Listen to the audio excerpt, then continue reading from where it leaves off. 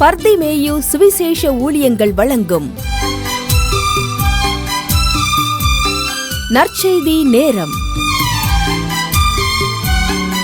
தேவ செய்தி pastor R. Augustine. இந்த நாளில் உங்களோடு நான் பேசி வருகிறேன். என்னையும் மாற்றுவாரா அப்படின்னு ஒரு ஐயா கேட்டீங்க. நிச்சயமா மாற்றுவார்.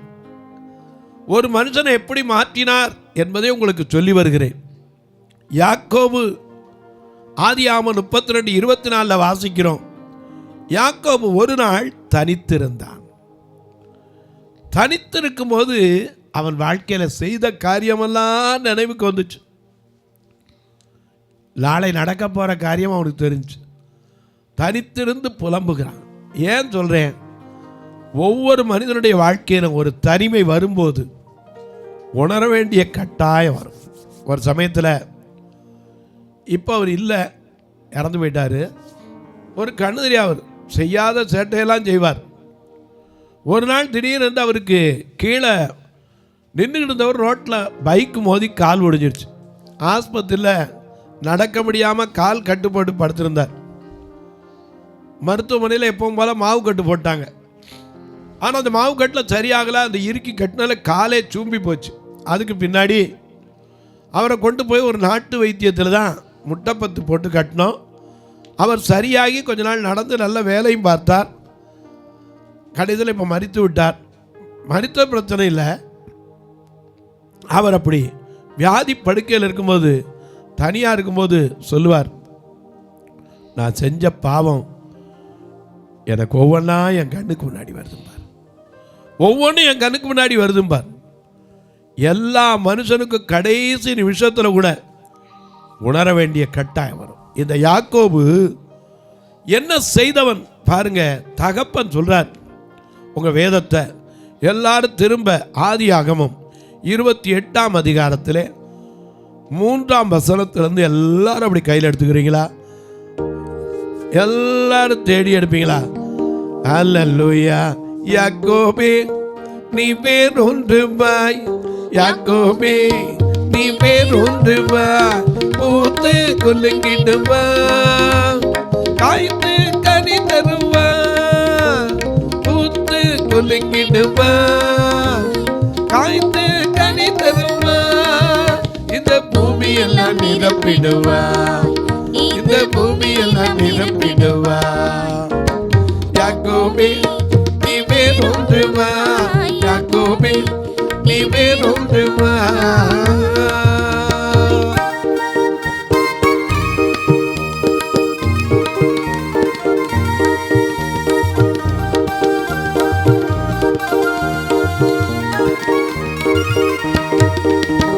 புதிய கூர்மையானே போரடிக்கும் கருமையாக்குவே, புதிய கூர்மையானே போரடிக்கும் கருமையாக்குவே, மலைகளை மிதித்து நொறுக்கிடுவாய், மலைகளை மிதித்து நொறுக்கிடுவாய், குன்றுகளை தவிடு பொடியாக்குவாய், குன்றுகளை தவிடு பொடியாக்குவாய்.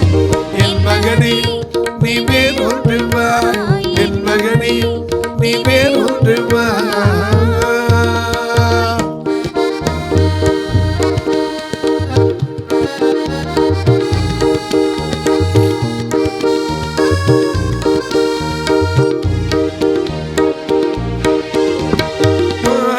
காப்பாற்றுமே நாள்தோறும் நீர் தாச்சுமே,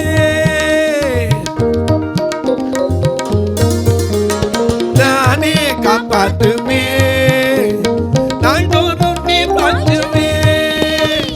இனியும் அடிமை ஆவதில்லை, இனியும் அடிமை ஆவதில்லை, எனக்கே ஊழியம் செய்திடுவார், எனக்கே ஊழியம் செய்திடுவார். என் மகனே நீ வேறொன்றுவாய், என் மகனே நீ வேறொன்றுவாய், பூத்து குலுங்கிடுவாய், காய்த்து கனி தருவாய், பூத்து குலுங்கிடுவாய், காய்த்து கனி தருவாய், இந்த பூமியெல்லாம் நிரப்பிடுவாய், இந்த பூமியெல்லாம் நிரப்பிடுவார். யாக்கோபே நீ வேறொன்றுவாய், யாக்கோபே நீ வேறொன்றுவாய். இந்த யாக்கோபத்தான் ஆண்டவர் ஐயா யாக்கோபை சிநேகித்தார், ஏசாவையோ வெறுத்தார்னு சொல்லு. ஆனா யாக்கோபு சாதாரணமான ஆளா இல்லைங்க, மாற்றப்பட்ட ஒரு மனிதன், மாற்றப்பட்ட ஒரு மனிதன். அவன் பேரில் தான் இன்னைக்கு இஸ்ரவேல்ங்கிற தேசமே இருக்கு. ஏன்னா இஸ்ரவேல் இன்னைக்கு பார்க்குற இஸ்ரேலை குறித்து கேள்விப்படுறோம். எத்தனையோ சண்டைகள் வருது, எத்தனையோ யுத்தங்கள் வருது. ஆனால் இஸ்ரவேலின் ஜனமே என்றும் இடறிட வேண்டாம், யெகோவா உன் தெய்வமானால் ஏதும் பயம் வேண்டாம். நிற்குதுல்ல. எனக்கு கண்மாவில் இந்த யாக்கோபு ஒரு நாள் தகப்பன் கூப்பிடுறாரு.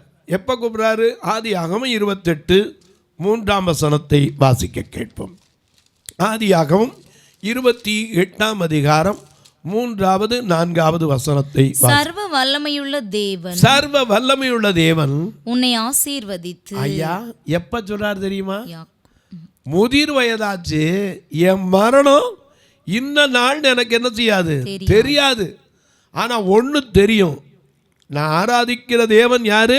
சர்வ வல்லமையுள்ள தேவன், சர்வ வல்லவன், என் சொந்தமானான், சாமை வென்றவன், என் ஜீவனானான். சர்வ வல்லவன், என் எஜமானன், சாமை வென்றவன், என் மணவாளன். ஆஹா இது அதிசயம் தானே, ஓஹோ இது உண்மை தானே.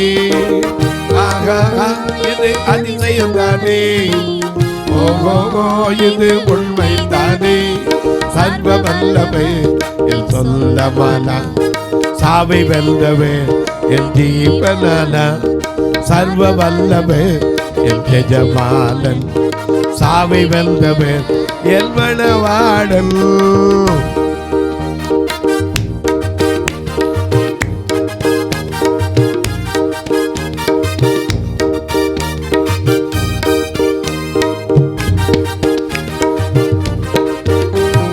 கண்டு கொண்டேன் ஒரு புதையல், பெற்றுக்கொண்டே ஒரு பொக்கிஷம்.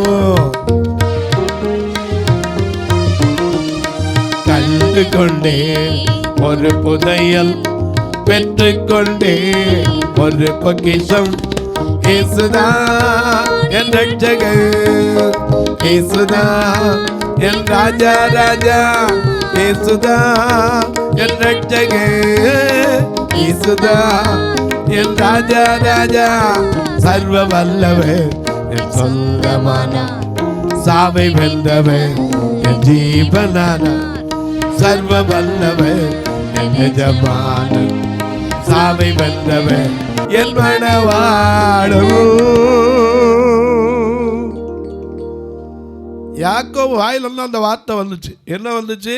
சர்வ வல்லமையுள்ள தேவன் உன்னை ஆசீர்வதித்து நீ பல ஜன கூட்டமாகும்படி உன்னை பலுகவும் பெருகவும் பண்ணி தேவன் ஆபிரகாமுக்கு கொடுத்ததும் நீ பரதேசியாய் தங்குகிறதுமான தேசத்தை நீ சுதந்தரித்துக் கொள்ளும்படி ஆபிரகாமுக்கு அருளிய ஆசீர்வாதத்தை உனக்கும் உன் சந்ததிக்கும் அருளுவாராக என்று சொல்லி ஈசாக்கு யாக்கோபை அனுப்பிவிட்டான். ஆனா எதுக்கு அனுப்புனா? 27 பார்க்கும்போது ரெபேக்காள் தான் சொன்னான். தாய் சொல்லி கொடுத்தா புருஷனை ஏமாத்துறதுக்கு. எந்த மனைவியும் புருஷனை ஏமாத்துறதுக்கு ஒரு நாள் வைக்காதீங்க. ஏமாத்துனீங்கன்னா நிச்சயமாக ஒரு நாள் அது யோசிக்க வேண்டிய கட்டாயம் வந்துடும். எனக்கு கண்பார்வையிலே யாக்கோபாவது உணர்ந்தான், கேட்டான். அப்பா என்னை தடை பார்த்துட்டாருன்னா கண்ணு தெரியாமல் போயிருமே, தடுநாள் பரவாயில்ல, தடை பார்ப்பாரே, தொட்டு பார்ப்பாரே. ஒரு மிருகத்தோட தோலை பொத்திக்கிட்டு ஏமாத்துன்னு சொல்லி கொடுத்தது யாரு? அம்மா தான். ஆனால் தாய் தான் ஃபஸ்ட்டு எஜுகேஷன் யாக்கோபுக்கு சொல்லி கொடுத்ததை அவன் கரெக்டாக கடைப்பிடிச்சான். அம்மா சொன்னது அப்பாவை ஏமாத்தினது மட்டுமில்லை, போன இடத்துல மாமனையும் ஏமாற்றினான். ரெபேக்காட்ட சொல்கிறான், அப்பா கண்டுபிடிச்சிடும். ஆனால் அவன் யாரும் ஆசீர்வதிக்கணும்னு நினச்சான்? மூத்த மகனாகிய ஏசாவை. அவனை தான் கூப்பிட்டு சொல்கிறான், எப்பா நீ போய் வேட்டையாடி ஏதாவது கொண்டு வா, நான் மனமாற சாப்பிட்டு உன்னை ஆசீர்வதிக்க போகிறேன். ஆதியாகமம் 27ஆம் அதிகாரம் 1-2 வசனங்களை வாசிக்கலாம்.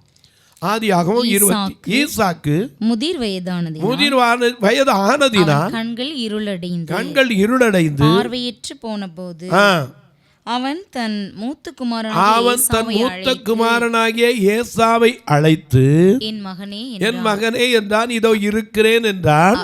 அப்பொழுது அவன் நான் முதிர் வயதானேன், என் மரணம் இன்ன நாளில் என்று அறியேன். ஆகையால் நீ உன் ஆயுதங்களாகிய அம்பராத்தோலியையும் உன் வில்லையும் எடுத்துக்கொண்டு வனத்துக்கு போய் எனக்காக வேட்டையாடி. நல்ல கவனிங்க, இதுவரைக்கும் நீ எத்தனையோ முறை வேட்டையாடி இருக்கலாம். இன்னைக்கு உங்க அப்பா வயசான காலத்தில் கேட்குறேன், ஒருவேளை எனக்கு மரணம் நாளைக்கு வரலாம், நாளை கழிச்சு வரலாம், அதுக்கு முன்னாடி எனக்காக நீ ஒன்று செய்யணும். போய் வனத்தில் வேட்டையாடி அதை எனக்கு பிரியமாயிருக்கிற ருசியுள்ள பதார்த்தமாய் சமைத்து நான் புசிக்கவும் நான் மரணமடையும் முன்னே என் ஆத்துமா உன்னை ஆசீர்வதிக்கவும் என்னிடத்தில் கொண்டு வா என்றான். ஈசாக்கு தன் குமாரனாகிய ஏசாவோடே பேசுகையில், ஒட்டு கேட்கிற புத்தி ஒய்ப்புக்கு அன்னைக்குல இன்னைக்கு வந்துருது. ஒட்டு கேட்குற வழக்கம் வைக்கவே கூடாது. எனக்கு அன்பானவர்களே, ஈசாக்கு தம் மகனோட பேசிக்கிட்டு இருக்கார். இதை ரெபேக்காள் என்ன செய்தாள்? ஒட்டு கேட்டாள். ஏன்னா ஒற்றர்கள் பழைய நம்முடைய அரசர் காலங்களில் இருந்தது உண்டு, அங்கே இங்கேயும் தகவல் சொல்கிறதுக்கு. ஆனால் வீட்டுக்குள்ளேயே ஒட்டு கேட்குற வழக்கம் இன்னைக்கு எத்தனையோ குடும்பத்தில் இருக்குது. ஏதாவது பிடிக்கலைன்னா சரி உள்ளே பேசிக்கிட்டு இருக்க என்னன்னு தெரிஞ்சுக்கோ. ஒரு நாள் அப்படி கேட்காதீங்க. கர்த்தர் மேலே பாரத்தை வைங்க. ஏன்னா அவர் கேட்கிறார், காண்கிறார், அவர் நமக்கு நீதி செய்வார். இதை ரெபேக்காள் ஒட்டு கேட்டுட்டு ஓடி போய் யாக்கோபு கூப்பிட்டா. என்ன சொல்கிறா வாசிக்க. ஒட்டு கேட்டவர் சொல்கிறா, யாக்கோபு கூப்பிட்டு, உங்கள் அண்ணனை ஆசீர்வச்சிட போகிறாரு, நான் சொல்கிறத கேளு. நீ போய் அவன் வானத்துக்கு என்னைக்கு வனத்துக்கு போகிறது, வேட்டையாடி கொண்டு வர்றது, நீ போய் உன் மந்தை இருக்குல்ல அதில் உன்னை பிடிச்சிட்டு வா. உங்கள் அப்பா தின்னு கட்டவர், எனக்கு தெரியும், எப்படி சாப்பிடுவாருன்னு தெரியும், சமையல் பண்ணி தாரேன், கொண்டு போய் அவன்கிட்ட கொடுத்து அந்த ஆசீர்வாதத்தை வாங்கிடு. அவன் சொன்னான், ஏம்மா நான் செய்கிற சரிம்மா, அப்பா தொட்டு பார்ப்பாரே, கண்ணு தானே தெரியாது, தொட்டு பார்த்துருவாரே. உடனே அவன் சொன்னான், நீ ஆட்டு தோலை என்ன செஞ்சுக்கோ, பொத்திக்கோ. ஏன்னா ஏசா ரோமம் மிகுத்தவன், அதனால் அந்த ரோமம் இருக்கிறது போல் அந்த மிருகத்தின் தோலை பொத்திக்கிட்டு போ, அவனை ஆசீர்வதிக்கட்டும். ஆனாலும் அப்பா கேட்குறான், உன் பேர் என்னன்னு. இதே போல தான் ஆண்டவரும் கேட்டார். ஆதியாகமத்தில் 27ஆம் அதிகாரத்தில் நாம் பார்க்கும்போது யாக்கோபு ஏசா மாதிரி வேடமிட்டு ஏமாற்றுவதற்கு தகப்பனிடத்தில் சாப்பாடை கொண்டு வரான். அப்போ அவர் கேட்குறாரு, உன் பேர் என்ன சொன்னா? ஏசானதுல அப்பவும் ஏமாற்றம். யாக்கோபுன்னு சொல்லலை, அவன் பேர் கேட்டபடி தகப்பனை ஏமாற்றினான். அவர் கேட்குறாரு, கொஞ்சம் யோசிச்சு பார்க்குறாரு, சத்தம். ஏன்னா பிள்ளையா பெற்றவனுக்கு தெரியாதா சத்தம்? தெரியாதா? அத்தனை நாள் பேசி பிள்ளைய வளர்த்தவனுக்கு தெரியாதா? தகப்பன் யாரு? தோளில் சுமக்கிறவன். தகப்பன் யாரு? பிள்ளையினுடைய எதிர்காலத்தை நினச்சி உருவாக்குகிறவன். எனக்கு அன்பால் அவன் சொல்கிறான், ஐயா சத்தம் பார்த்தா யாக்கோபின் சத்தமாக இருக்கு, கைகளோ எத்தனாம் வசனம் வழக்கா சொல்லுங்க. வசனம் 27 22 வாசிக்கிறோம். யாக்கோபு தன் தகப்பனாகிய ஈசாக்கண்டையில் கிட்ட போனான். அவன் இவனை தடவி பார்த்து, அல்லேலூயா. எனக்கு அன்பாருடைய ஆண்டவரையும் தடவி பார்த்த ஒருத்தன் உண்டு.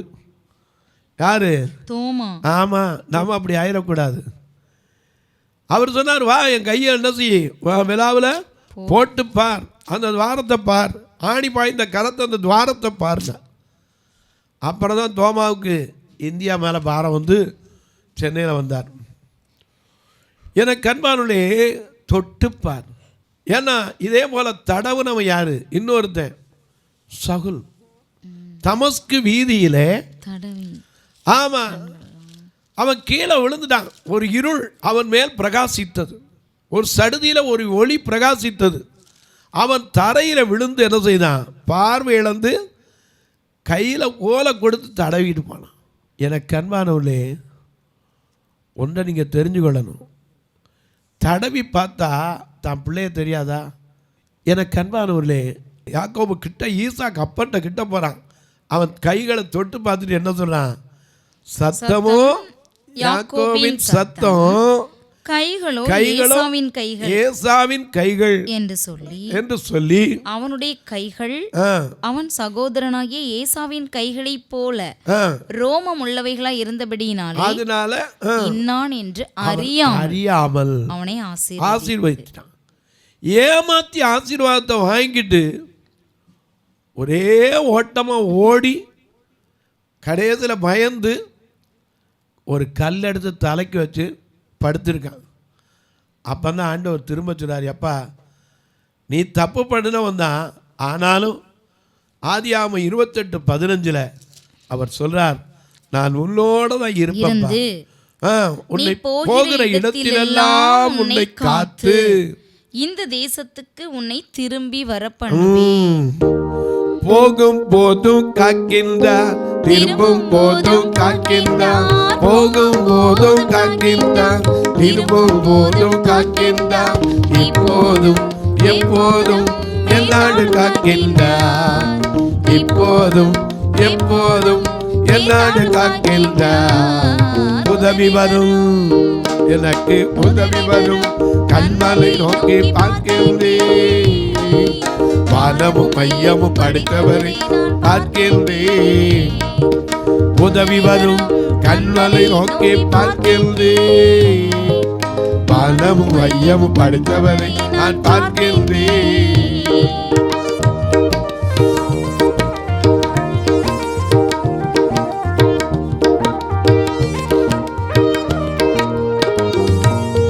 கர்த்தர் எல்லா தீங்கிற்கும் விலக்கி என்னை காத்திடுவார், கர்த்தர் எல்லா தீங்கிற்கும் விலக்கி என்னை காத்திடுவார், அவர் எனது ஆத்துமாவை அனுதினம் காத்திடுவார், அவர் எனது ஆத்துமாவை அனுதினம் காத்திடுவார்.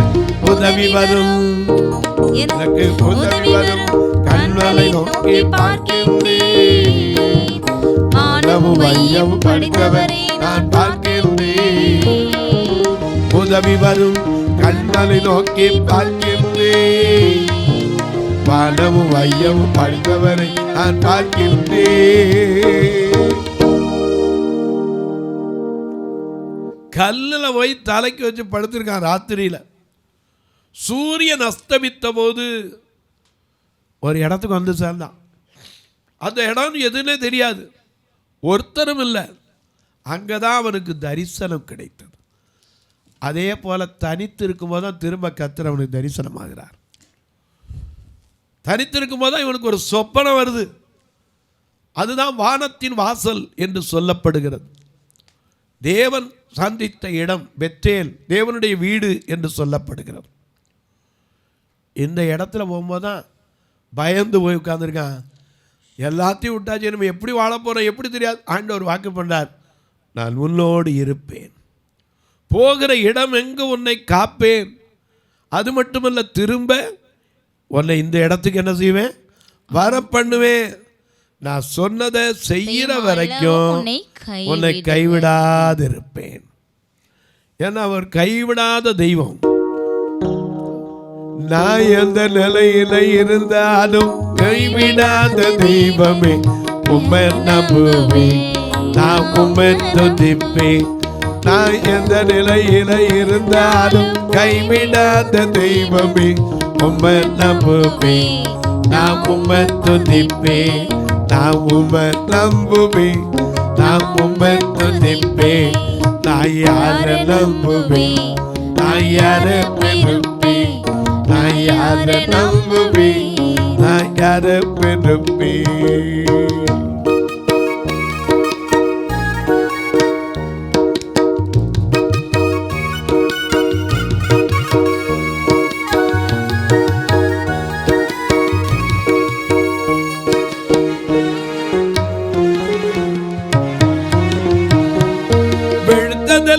பாடல்னு நான் நினைச்சேன்.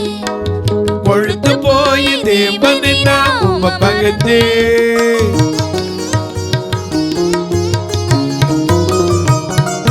வெளுத்ததெல்லாம் பாடல்னு நான் நினைச்சேன். கொழுத்து போய் தேவனை நான் உம்மை பகைச்சேன். உழுத்து போன மனுஷ வாழ்வை நான் பார்த்தேன். உழுத்து போன மனுஷ வாழ்வை நான் பார்த்தேன்.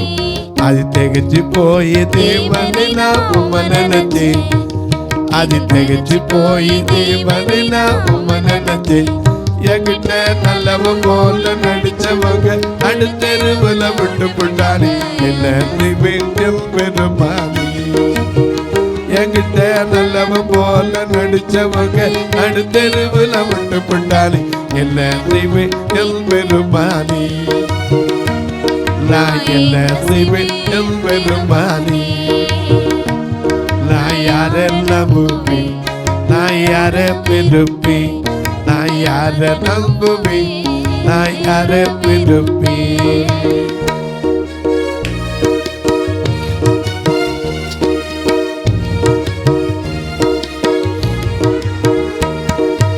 ஆடி ஓடி சம்பாதிச்ச உறவு எல்லாம் ஒரு நொடியில் எல்லை விட்டு தொலைந்ததையா.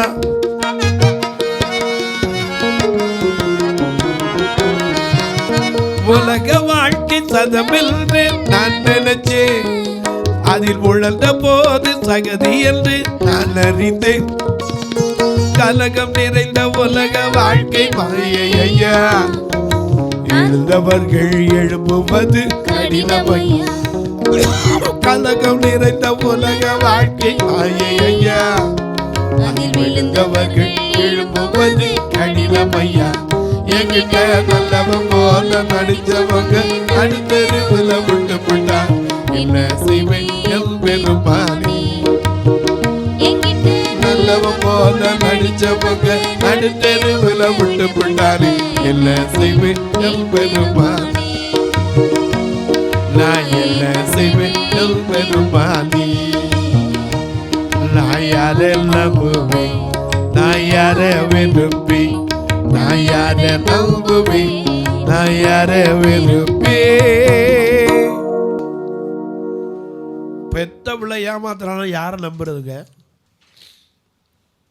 பெத்த பிள்ளை தகப்பனை என்ன செய்யறான்? ஏமாத்துறான். அப்படிப்பட்ட மனுஷனையே கர்த்தர் இஸ்ரவேலா மாற்றினார்னா ஏன் நம்ம மாற்ற மாட்டாரு? எனக்கு அன்பானவர்களே, முந்தி பிறந்தது 2 பேரும் பிறக்கும்போது பார்த்தீங்கன்னா ஒருத்தன் குதியங்கால பிறந்துட்டு 1 நிமிஷம் 2 நிமிஷம் தான் பின்னாடி பிறந்தது. 2 பேரும் வயசு ஈக்குவல். ஆனால் தகப்பனை ஏமாத்துறான். அவன் கேட்குறான், எப்பா ஒரு சத்தம் இதாக இருக்கப்பா, கைதான் வேறையா இருக்க. இல்லை நான் தான் ஏசா. ஆசீர்வதித்தான். அந்த ஆசீர்வாதத்தை பெற்றுட்டு ஓடி போய் என்னத்தை கொண்டு போனா ஒன்றும் கிடையாது. ஆனால் கர்த்தர் அவரை சந்திக்கும் போது அவன் போராடுறான். நீர் என்னை ஆசீர்வதிக்கணையா. இதுவரைக்கும் எல்லா ஆசீர்வாதமும் போயிடுச்சு, தரித்திருக்கிறேன். இன்றைக்கு நீர் என்னை ஆசீர்வதிக்க வேண்டும். தொலைக்காட்சியில் பார்க்கிற என் அன்பு மக்களே, இந்த நிகழ்ச்சியை நாள்தோறும் பார்க்குறீங்க, கேட்குறீங்க, பரவசம் அடைகிறீங்க. சிலர்லாம் சந்தோஷப்படுறீங்க, சிலர் ஆச்சரியப்படுறீங்க. ஒரு நாள் ஆச்சரியப்படாதீங்க, கர்த்தர் கழுதையை கொண்டு கூட பேச வைப்பார். ஏன்னா ஏசாயா சொன்னபடி மாட்டுக்கு கூட தன் எஜமான தெரியும், கழுதைக்கு தன் ஆண்டவனுடைய முன்னணி தெரியும், ஜனத்துக்கு தான் தெரியாது.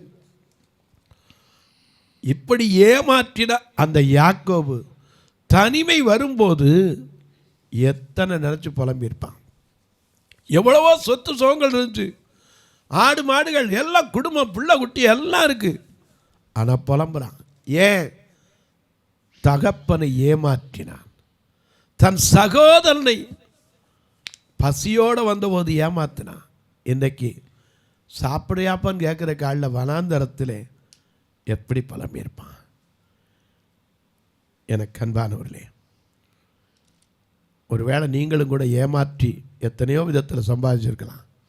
இன்றைக்கி கூட சொல்லுங்கள், ஆண்டவரே சகேயு சொன்னானே ஒரு அறிக்கை, நான் யாரிடத்திலாவது அநியாயமாக எதையாவது வாங்கியிருப்பேன்னா நாலத்தனையாக கொடுக்குறேன் நானே. அவனை ரட்சித்த கர்த்தர் உங்களையும் ரட்சிப்பார். தொலைக்காட்சியை பார்க்கிற நீங்கள் ஒரு வார்த்தை ஜெபிக்கிறது மட்டுமல்ல, இந்த ஊழியத்தை தாங்கும்படி கர்த்தர் உங்களை ஏவினார். எப்படி பிரதர் தொடர்பு கொள்ள? இதில் 2 ஃபோன் நம்பர் வருது. இது வழியாக ஜிபே ஃபோன்பே உண்டு. கணக்கு வைக்கிறவங்களா இருந்தால் என்கிட்ட கேளுங்க, உங்களுக்கு சொல்கிறேன். ஒருவேளை ஐயா போஸ்ட் வழியாக நான் அனுப்புகிறவங்க ஏதோ முடிஞ்சதை அனுப்புகிறேன், கமிஷன் கொடுத்து அனுப்புகிறதானேயான்பீங்க. இப்போ அதுக்கும் ஒரு வழி திறந்துருக்கு. போஸ்ட் ஆஃபீஸுக்கு போங்க, ஒரு அக்கௌண்ட்டில் கட்டுற பணம் ஃபார்ம் கொடுங்கன்னு கேளுங்க, கொடுப்பாங்க. அதில் 36, 35, 38, 89, 63 இந்த நம்பரை ஃபில் பண்ணி கொடுத்தீங்கன்னா அதில் அகஸ்டின்னு பேர் வரும். நீங்கள் தாராளமாக அது வழியாகவும் தொடர்பு கொள்ளலாம். அது மட்டுமல்ல, உங்கள் ஜபக்காரி எது இருந்தாலும் காலை 10லேருந்து 5 மணிக்குள்ளே சொல்லலாம். இப்போ உங்களுக்காக ஜெபிக்கட்டுமா? நல்ல பிதாவே, நன்றியோடு துதிக்கிறோம் சுவாமி. இந்த மனமகிழ்ச்சியான நல்ல நாளிலே யார் யார் எந்தெந்த காரியத்தை நினைத்து தங்கள் வீட்டை விட்டு போகிறார்களோ அவர்களுக்கெல்லாம் நியாயாதிபதிகள் 18:6 சமாதானத்தோடு போங்கள், இந்த பிரயாணம் கர்த்தருக்கு ஏற்றது என்று ஆசாரியன் சொன்னானே, அந்தப்படி நீங்கள் போகிற காரியத்தில் செய்கிற காரியத்தில் ஆதியாகமம் 22, 21, 20 நீ செய்கிற எல்லா காரியங்களிலும் கர்த்தர் உன்னுடனே இருக்கிறார் என்று சொன்னவர், யோசேப்போடு இருந்தவர், அதை உனக்கும் உறுதிப்படுத்துவார். பிறந்த நாள் திருமண நாளை நினைவு கூறுகிற மக்களுக்காய் ஜெபிக்கிறேன்.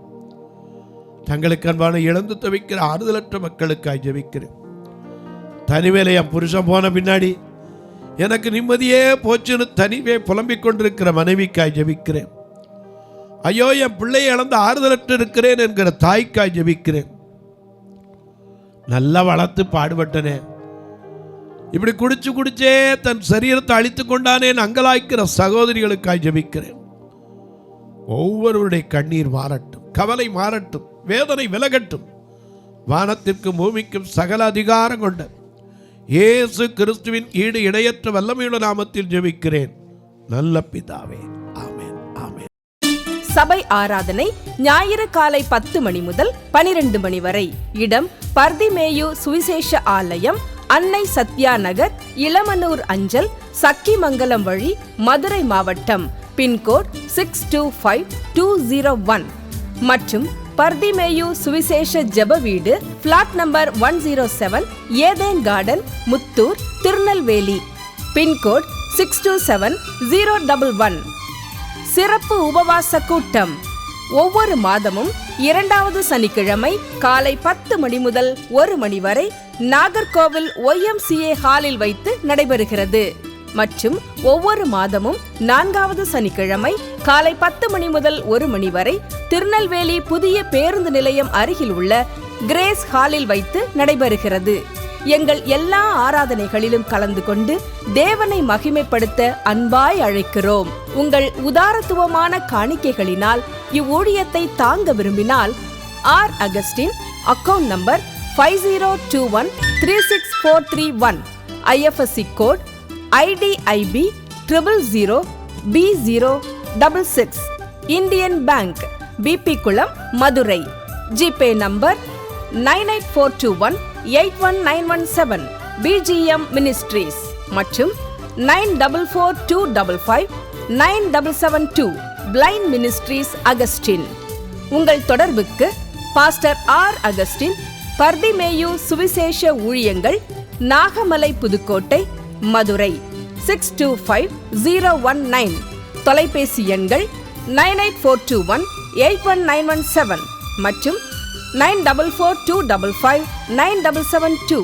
கர்த்தர் தாமே உங்களை ஆசீர்வதிப்பாராக.